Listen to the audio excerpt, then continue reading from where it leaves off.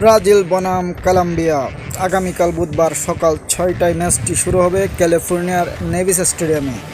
টানা ২৫ ম্যাচ অপরাজিত দল কলম্বিয়া। ইতিমধ্যে তারা কোয়ার্টার ফাইনাল নিশ্চিত করেছে। এ যেন অপ্রতিরোধ্য এক দল। যদিও হেড টু হেড সর্বশেষ ৫ ম্যাচে ব্রাজিলের ২ জয়ের বিপরীতে কলম্বিয়ার জয় ১টি, বাকি ২টি ম্যাচ ড্র।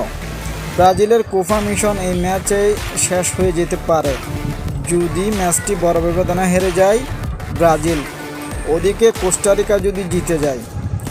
ব্রাজিল দলে আরও কিছু দুশ্চিন্তা আছে। এই ম্যাচে Vinicius Junior, Eder Militao, Lucas Paqueta, Wendell, এই ৪ খেলোয়াড় যদি হলুদ কার্ড দেখে তাহলে কোয়ার্টার ফাইনাল মিস হয়ে যেতে পারে।